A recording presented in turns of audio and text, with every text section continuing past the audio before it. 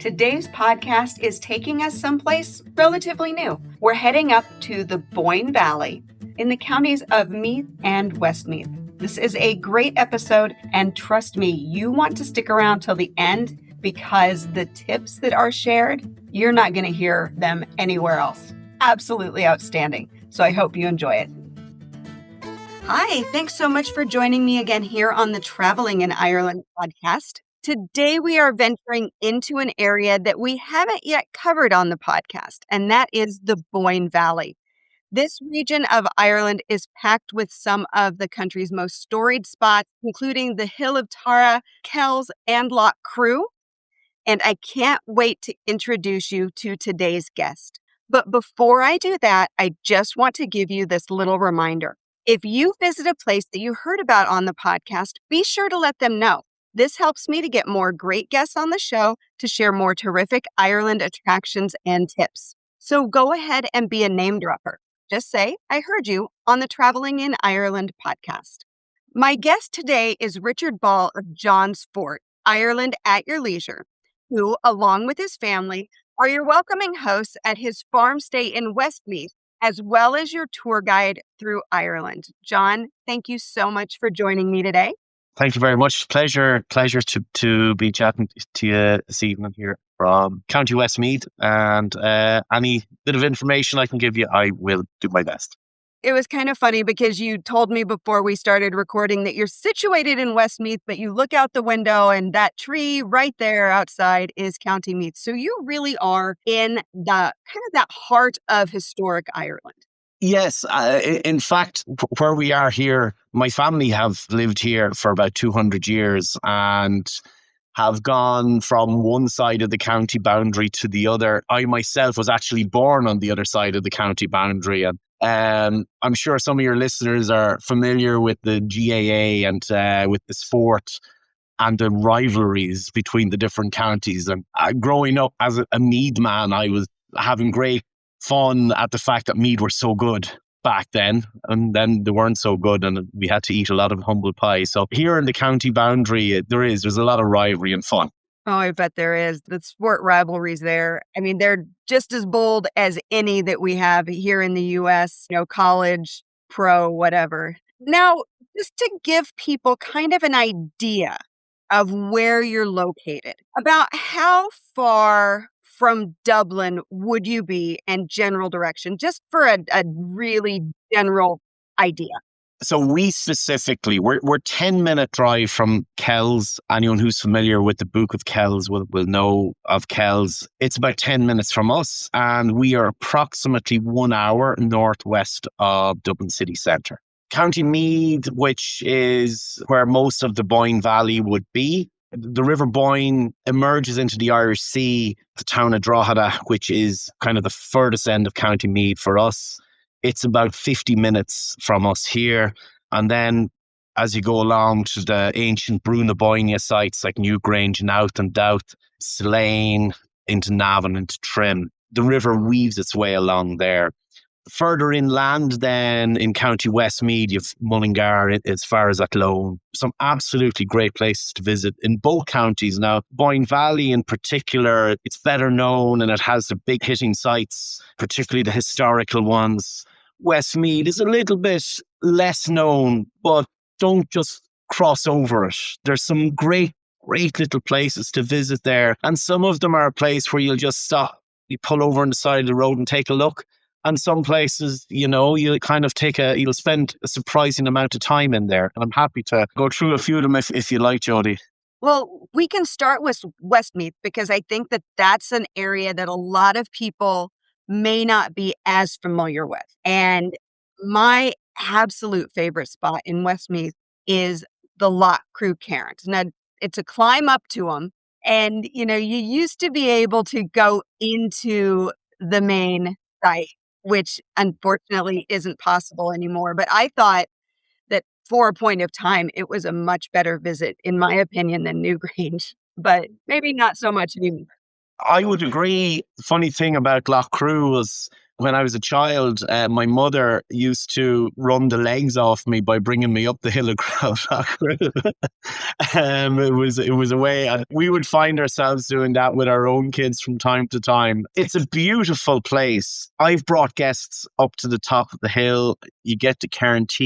People look across at the panorama that you see up there, and they will say, this is Ireland as I imagined it to be. I've heard that said several times up there, who have this vision of Ireland with the small little green fields, stone walls. It's got it all up there. And there you are standing beside Cairns. It's called Cairns because they're all named after letters in the alphabet. There's about 25, I think, of them in total. And some of them are small little piles of stones. But Cairns itself, 4,500 years old. It's magnificent. And there it is, perched on top of the highest point, actually, in County Meath. Loughcrew is gorgeous. And it's an area of North Meath and Westmeath that people tend to miss when they come here. And that includes Fore Abbey, it includes Tullynally Castle down in Castle Pollard, going over to the Multi-Farnham area there. It's a very gentle, rolling hills. It would remind you almost of the Shire in Lord of the Rings. Very gentle and gorgeous. And very quintessential. I think that when people are thinking of Ireland, if they've not been, that's what's in their mind. It's those slower areas, not necessarily the bustling, busy tourism sites, right? Yes, absolutely. And when you go off the main roads and onto the little roads with the grass growing in the middle, there may be, yes, it is slower. It is a slower pace of life for many. It's a place certainly I'm probably more comfortable, and the roads are not fantastic and they're narrow. And to answer the first question I'm always asked is, yes, they are 2-lane roads, but we figured that out. But that North Meath area, it is very, very quintessential and would have a very low tourist rate. By that, I mean, you go to these sites, you could literally be the only person there. Any of these beautiful sites. That's part of the reason I love it so much. Well, I think probably the most well-known spot in Westmeath is Athlone, and people make a quick stop there for Sean's Bar. And that's what they know of Westmeath. Yeah. Athlone kind of marks middle point of Ireland. It's kind of halfway between Dublin and Galway. It's on the Dublin to Galway road. It's on the Dublin to Galway train line. They pass through Athlone, or they pass by Athlone anyway. It also has the River Shannon there. So anybody that's doing river cruises or anything like that, the Shannon is probably the best river in the country for that. And then more than likely they'll moor up there at Athlone, and more than likely they'll go in for a pint in Sean's Bar. And you know what? It's the oldest pub in the world, so they claim. There was a bit of a debate, I think, a number of years ago between themselves and the Brazen Head, and they came out tops. So they say it goes back to 957 or something like that. Yeah, 900 and something. Yes. Now, the building you go into, it's not the old Wattle and Daub building that was there at the time, but it's a lovely little place to stop for a drink. Athlone itself, you've Loughcrew Castle now.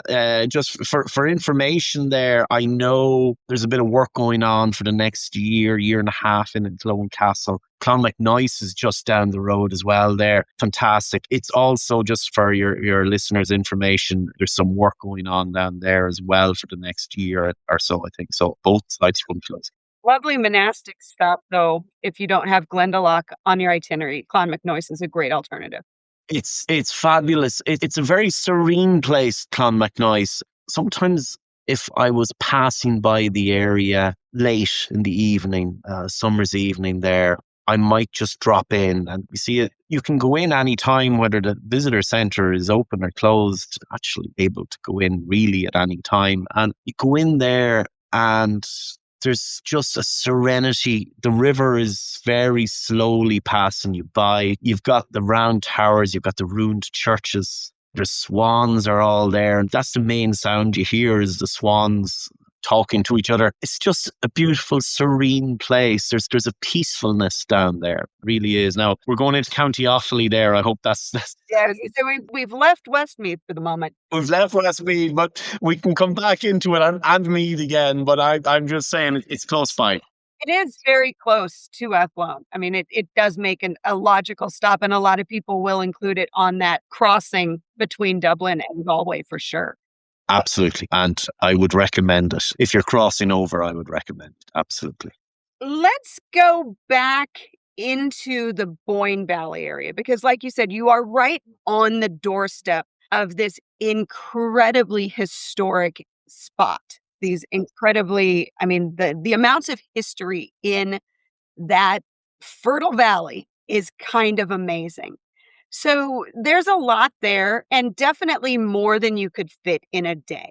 What would you say would be the best way to tackle the Boyne Valley if somebody had a day?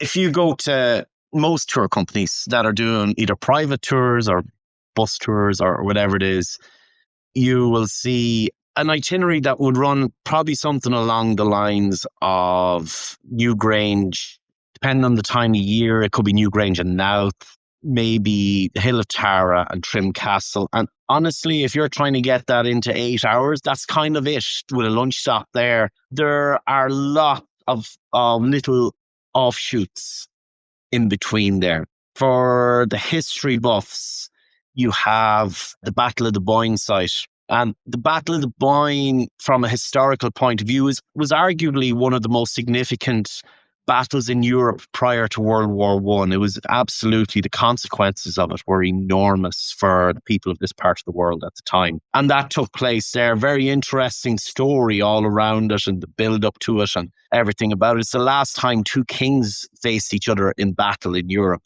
That's right beside Newgrange, literally next door. Across the river, you have Monaster Boyce. Absolutely gorgeous. The high crosses, that's what you want to go see. Murdoch's Cross there is spectacular. It's about 15 minutes from the Newgrange or the Battle of the Boyne. I have a good friend there beside Newgrange. I'd always give a shout out to her, Alison, Boyne Valley Wools.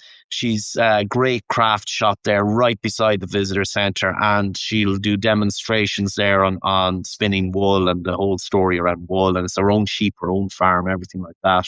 That's another great stop. Up to Slane, which is close by, the Hill of Slane, where Christianity really began here in Ireland. It's another one of these beautiful hills that easy enough to walk up. There you are in a medieval ruin, looking all around at the beautiful lush countryside of County Meath. Obviously, you have the Hill of Tara, obviously, which I just mentioned. You have some of the more religious sites, Bective Abbey, Melephant Abbey, Kells here getting closer to us, beside us.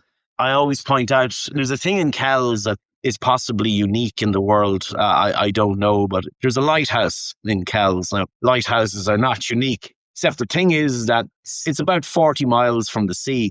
And it was built by a man who just liked the idea of having a lighthouse on his land a little over 200 years ago. It's called the Spire of Lloyd. It's actually worth going to see. But Kells is where the Book of Kells was found about 1,000 years ago. And it still has some of the old monastic ruins there that you can go see. It has the crosses as well. It's a nice kind of Georgian town of its period from the 17 to 1800s. Most of the town was built. It's a nice little quaint town. Trim is one of the best towns in Ireland, and I genuinely believe that. It's a lovely town, spotlessly clean, it's pristine. But theirs has, right in the heart of the town, Ireland's largest Norman castle, which was built over a 30-year period from 1174 to 1205. It's magnificent. You can do tours there. Best value tours probably in the country is €5 to do the tour. And it's also the location of Braveheart. So all of the Braveheart fans there, the Mel Gibson fans, it's a great place to go. There's probably 2 days worth there that I just mentioned without going into Slane Castle. Now, Slane Castle is getting a lot of publicity this year because Traitors, the TV show, was filmed in it this year, the Irish version. And also it's a music venue, and next year, Luke Combs, the American country music singer, is playing 2 nights there. must be 160,000 people. So Slane is there. So it's a nice town, great castle. We've castles everywhere.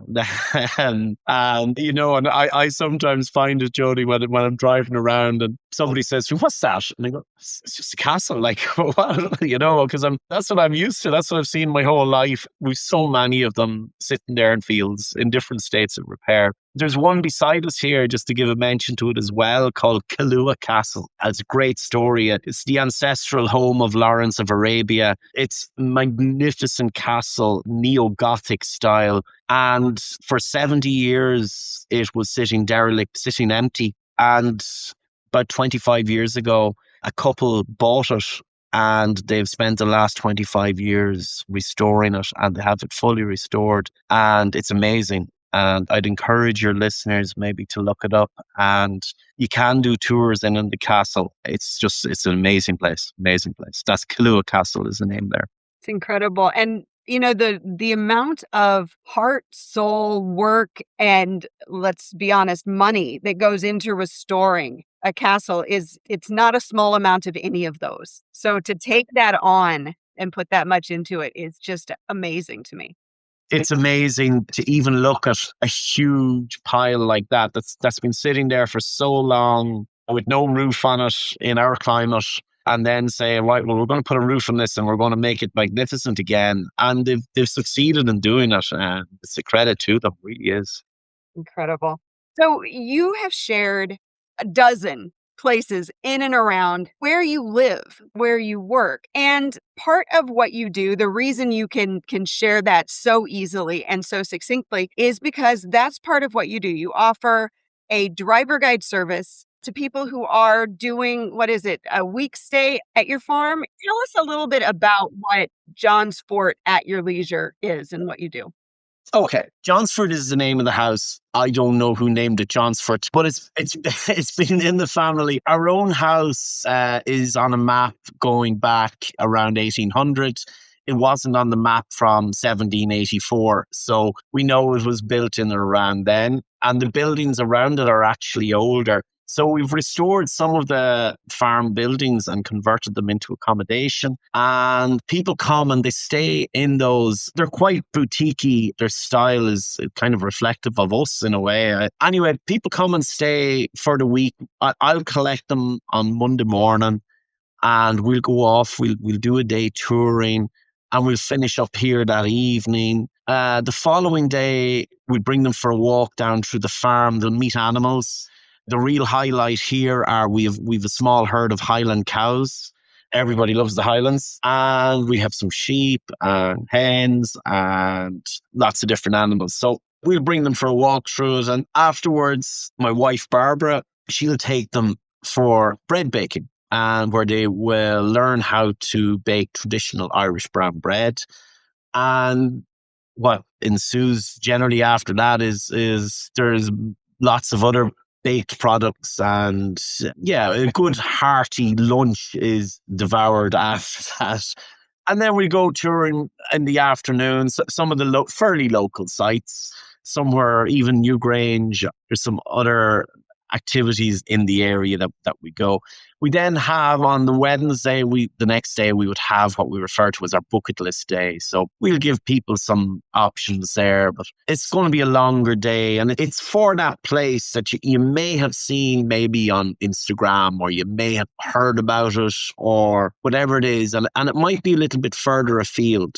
So for example, a very popular one would be the Cliffs of Moher. And we'll take people down to see the Cliffs of Moher and through the Burren region, and then they'll arrive back here that evening again. And that usually is about a 12-hour day. It's quite a long day. But the last day will be we leave it a little bit open, because what we do is we send out questionnaires to our guests, and based on their responses, we will tailor a day there on the last day for them. So, for example, some of the ones last year would have been surfing. Another one would have been, this is where a lot of the genealogy ones actually come, where somebody is tracing their family home. Now, I'm not a genealogist and I don't claim to be. I'll dig things up as much as I can, but I'm not a genealogist. But if people wanted the service of a professional genealogist, if we get a bit of notice, we can send them in the right direction. And then on the last day, then after that, we drop them back to usually Dublin, wherever they're going to next. Sometimes it's the airport, sometimes it's a hotel in Dublin city centre, or sometimes they just want to get to a train somewhere. It depends on what they're doing. So that's what we do. We do it pretty much every week from St. Patrick's Day through to Halloween, and we both love it. But my background is completely, I was a farmer, full-time farming 7-8 years ago. My life has changed, and Barbara was a teacher. We both made big changes in our lives, and we're very happy to have made the changes. We thoroughly enjoy it.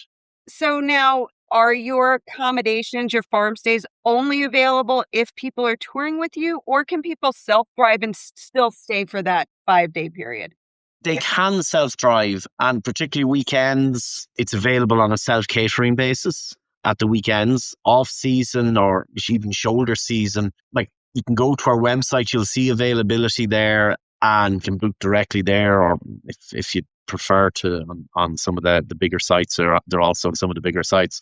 But obviously, johnsfort.ie, that's our website, and if we can accommodate, we will accommodate. Any social media sites that people might want to check you out and follow along on?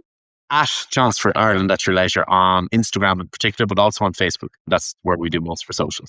Great. And my listeners know that links are always in the show notes, so they can access it very easily that way. So they don't have to go searching too far. So, Richard, you have shared so much great information. I'm almost afraid to ask you this last one because you've shared so much already. So, are there 3 hidden spots in and around your area that visitors miss? And you've shared so many. So, I mean, this could be a great pub, a restaurant, another site that maybe we didn't touch on. What spots would you say in your area that visitors who are coming to those big spots that we've talked about? Okay, I'm giving up some of my secrets here. Don't worry, it's only a few thousand people. Are you planning a self-drive vacation in Ireland? If you are, when it's time to compare car rental prices, be sure to check out Irish Car Rentals, my top pick for great vehicles and outstanding customer service. Plus, I have a special offer for you, an exclusive 10% discount when you book using the link irelandfamilyvacations.com/ICR. Start your journey the smart way, save more, and explore more with Irish Car Rentals. Again, to get that discount, irelandfamilyvacations.com/ICR. So this is one that it's one of my favorite places, and you have to go off and you have to get a key, and you go up there. You might have heard of it. It's called Fore.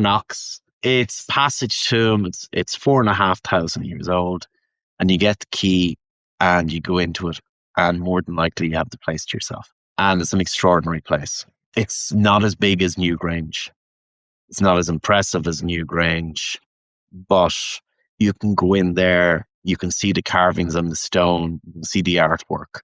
I think it's magnificent. I love it. Another one is Fore Abbey, that you may have come across it. Now, to me, to make the most of Fore Abbey, what you do is you call into the Seven Wonders pub, and in there, Isha Halpin is the lady that owns the pub. You go into Isha and you ask her for a key for the mausoleum, and you give her a €20 deposit, and you better come back with that key. Anyway, you go in, take a walk around the abbey itself. It's a magnificent, it's another ruin it was dissolved in the 1540s by Henry VIII. So it's another beautiful ruin there in a very quiet valley.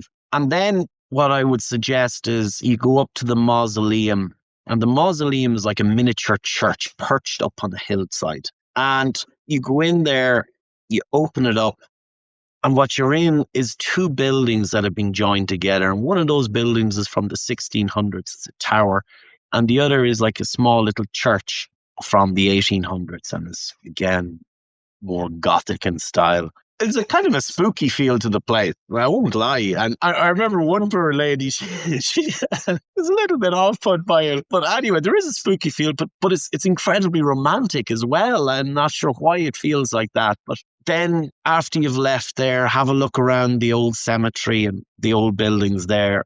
There's 7 wonders in Fore. There's not that many places have their own 7 wonders, but Fore has them. You can go around seeing if you can find them. And then go into the pub itself. It's tiny. It's a real old-fashioned Irish pub. And have a glass of Guinness or a pint of Guinness or Diet Coke or whatever it is.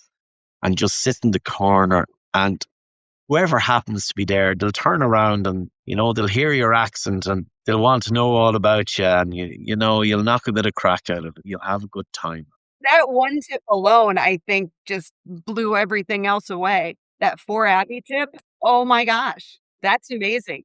That's how I find you make the most of it. A third one I touched on there, and Tullynally Castle. The reason I go with Tullynally, now pretty sure they don't open until May and they close again in September. So it's a very short season. When you drive up the avenue of Tullynally and you see the vastness of the castle building itself, and again, it's a 19th century castle, and you go in and you do the tour, and it's one of a very, very small number of places where you can actually get the Downton Abbey experience, really, because they'll bring you to the upstairs part, the library, the dining room, the ballroom. They'll bring you through all of those, and you'll see the magnificence of them. And then they'll bring you downstairs, and they'll show you the kitchens. And the thing about it is that the original kitchen was closed down in the 1960s.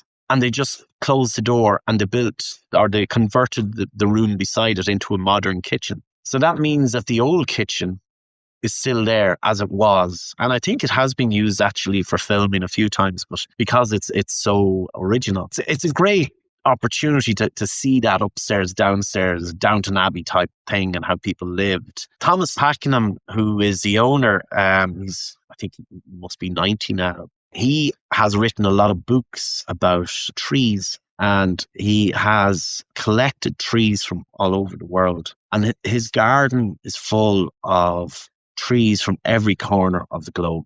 I know it makes no sense because the globe can't have a corner. But every part of the world, there are trees there in the gardens. And it's a beautiful place. And it's a place that, again, it's one of those places that people tend to miss. And those last 2 places, in fact, are about 10 minutes away from each other. They're right beside each other. As I said, an underexplored little pocket of North County Westmeath. Wow, I'm blown away by those last 2 recommendations. Those are worth the price of listening to everything else, let me tell you. It's outstanding tips. Well, Richard, I really want to thank you so much for joining me today, for sharing just the amazing area that you live in and telling us about your business. This has been so much fun and so much great information. Well, thank you, Jodie, and thank you for having me on. It's been a pleasure. There was so much good information in this podcast episode. So I hope that if you are planning to get off of that tourist trail and venture into Meath and Westmeath, that you can visit some of these places that Richard shared, because these tips are absolute gems. If you enjoyed this podcast, please leave a 5-star review at Apple Podcasts, Amazon Music, Spotify, or wherever you listen to podcasts. If you can't leave a review on your podcast app, visit IrelandFamilyVacations.com/trust and just say a couple nice things on Trustpilot. I would really appreciate it. If you have questions or comments on this episode, you can email me, Jody, Jody, at IrelandFamilyVacations.com. As always, thank you so much for listening, and until next time, Slán go Fóill.